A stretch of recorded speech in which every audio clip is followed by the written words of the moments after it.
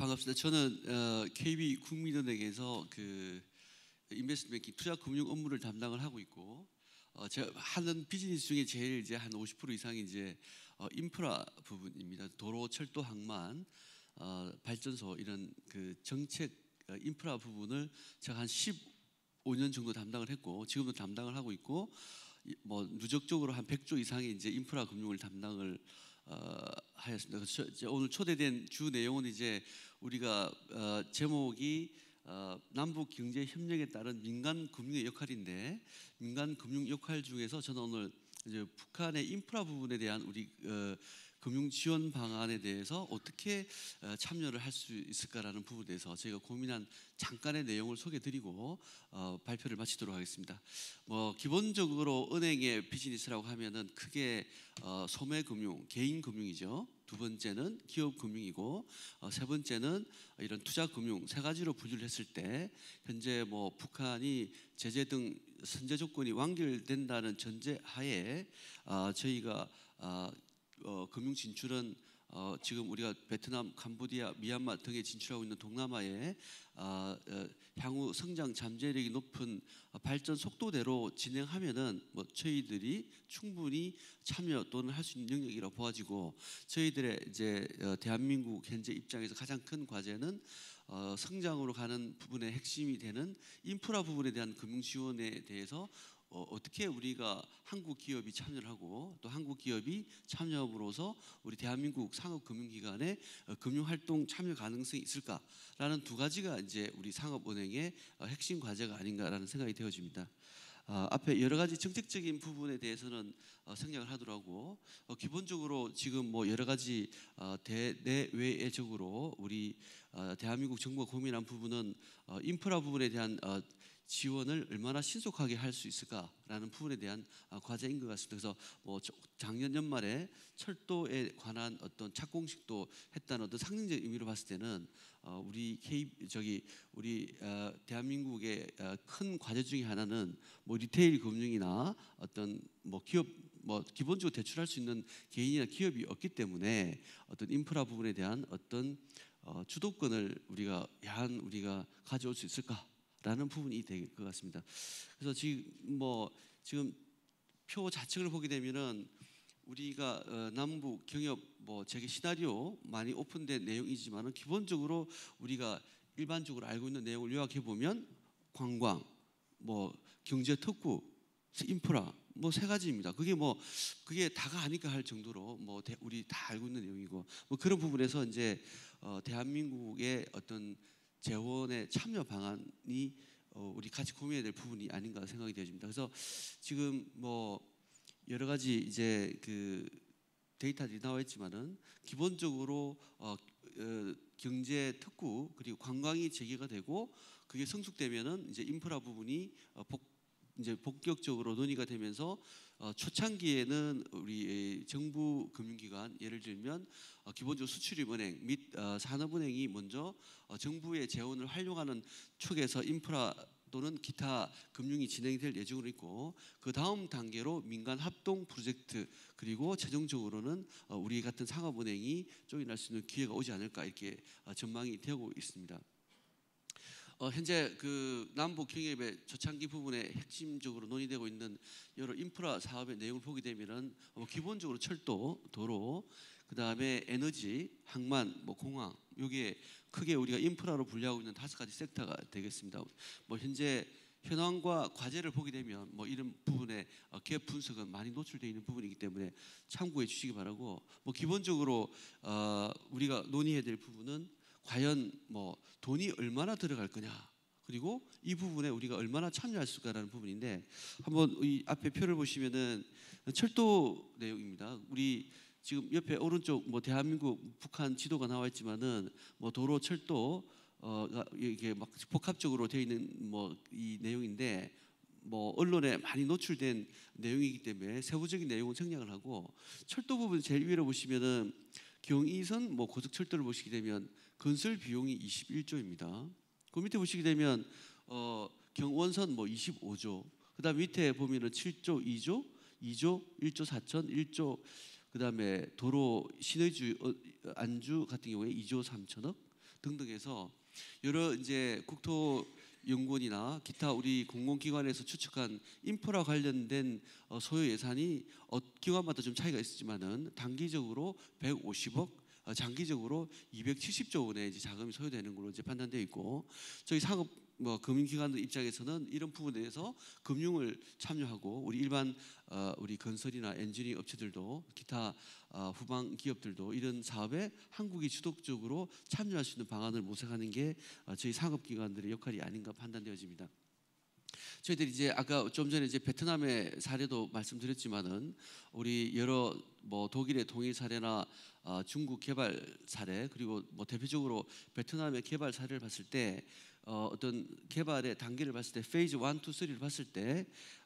우리 1단계는 신뢰 구축, 2단계 경협 활성화, 3단계 경제 협력 고도화의 어떤 전개 과정으로 봤을 때 아까 이제 1단계, 2단계 상도 봤지만은 1단계에서는 우리가 관광이나 경협 단계, 이쪽 단계에서는 저희가 상업금융기관이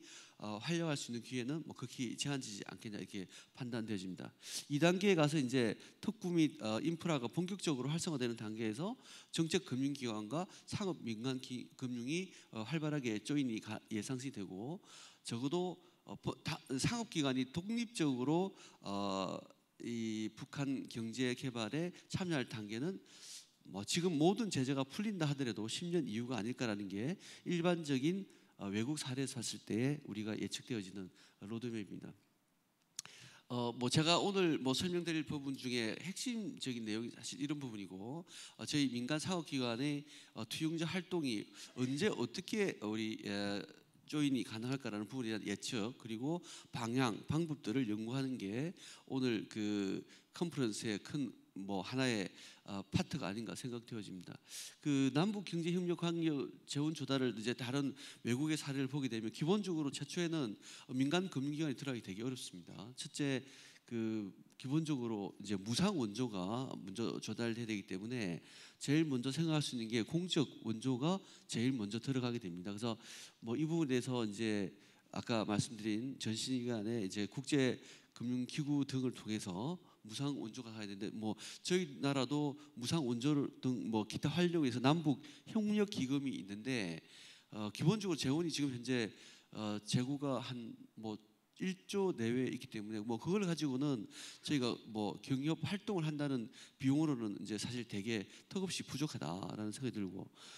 결국은 이제 무상 원조가 가능한 선진국의 무상 원조에 1차적으로 의존을 해야 될 필요가 있는 거고, 두 번째 보게 되면은 이제 다자간 국제금융기구의 지원을 우리가 예시를 들 수 있는데,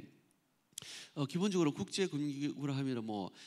ADB나 IBRD, 월드뱅크 산하의 이제 개발 은행이 여러 가지 국제기구의 유무상 차관을 저희들이 생각해 볼 수 있는데, 기본적으로 이것도 국제개발기구에 가입하는 데만 시간이 보통 6, 7년이 걸리기 때문에 국제기구에 가입하고 재원을 받는 데까지만 해도 10년 이상 소요가 될 수 있다라는 그런 제 판단이 맞는지 모르겠지만은 그런 상당 기간이 소요가 된다는 얘기입니다. 그리고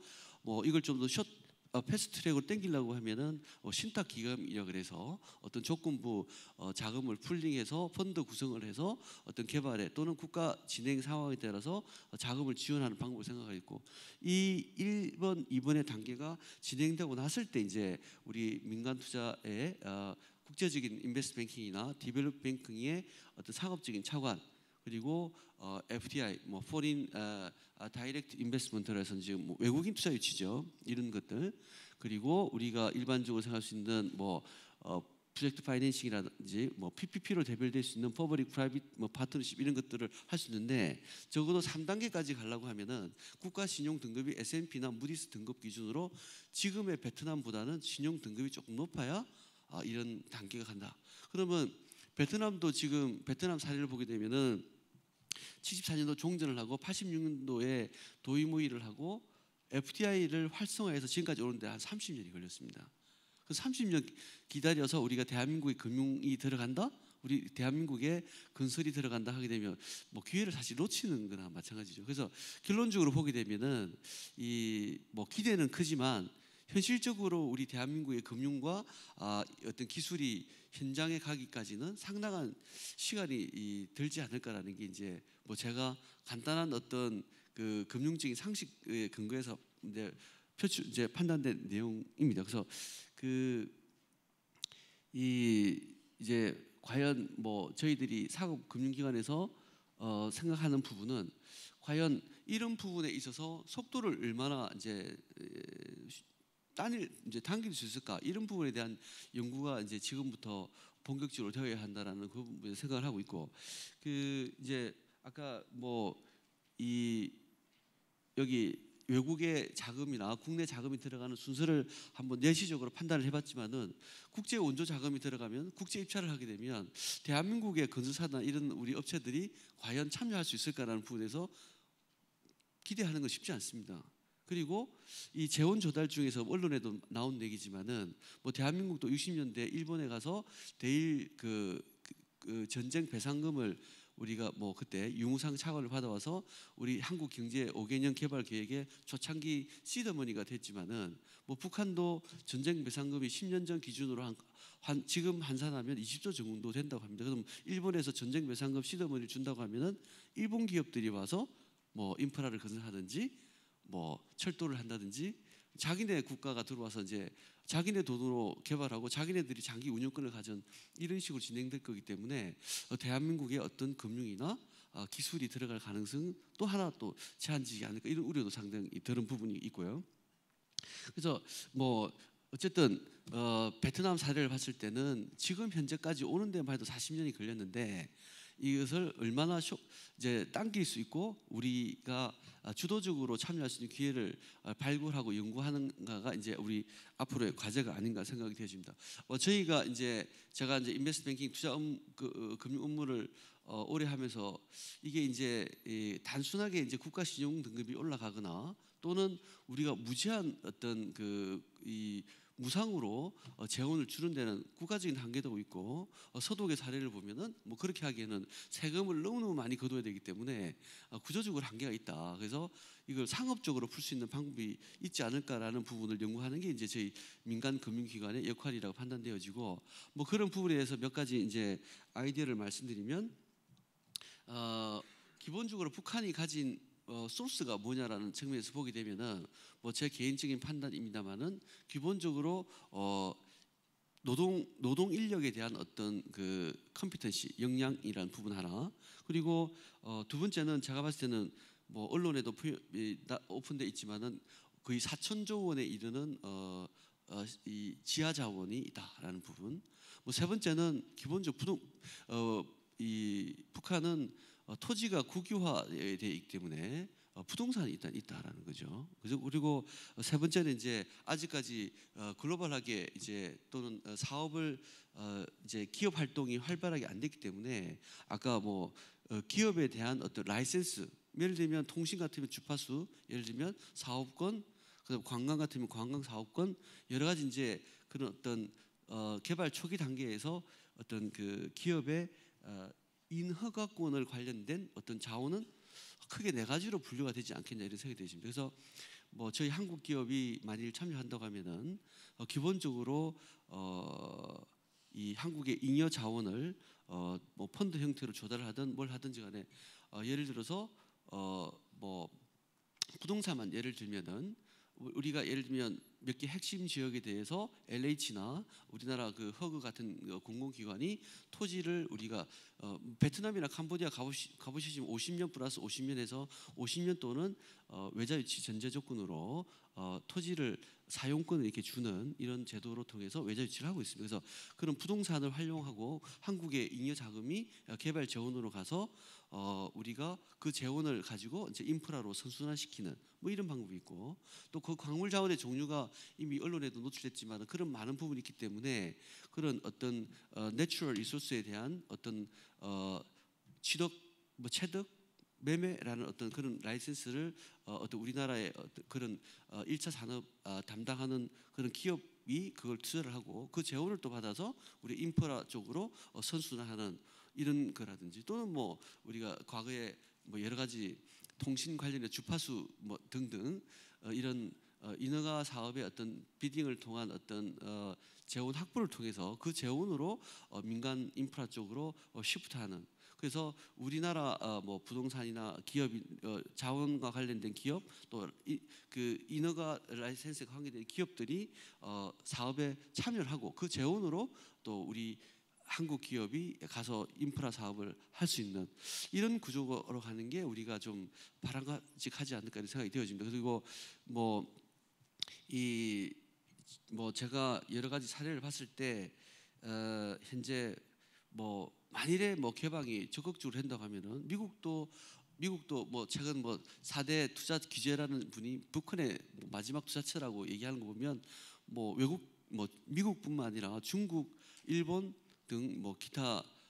나라들이 서로 투자하겠다고 할 수 있기 때문에 그런 각축장이 됐을 때 한국이 이제 주도권을 놓치지 않을까라는 그런 우려도 저는 개인적으로 하고 있기 때문에 저희도 그런 민간 금융기관으로서 어떤 이 개발 활동에 적극적으로 참여하고 싶고 또 우리 업체들도 마찬가지지만 그런 부분에서 차별할 수 있는 그런 어떤 제도와 아이디어를 지금부터 우리가 좀 많은 부분에서 적극적으로 연구를 하고 제재가 다 해결됐을 때 적극적으로 조인할 수 있는 민관 합동 연구 이런 게 선행이 되어지 가는 게 이제 저의 판단입니다. 간단하게 저의 코멘트를 소개를 드렸지만은 지금은 상당히 아이디어 수준의 단계이기 때문에 저희들도 그런 부분에서 장기 숙제로 연구하고 있다는 참조해 주시고 또 관이나 또는 기타 어떤 제조 건설 이쪽에서도 좋은 아이디어가 있으시면 저희 금융기관도 적극적으로 참여해서 아이디어를 공유를 하도록 하겠습니다. 감사합니다.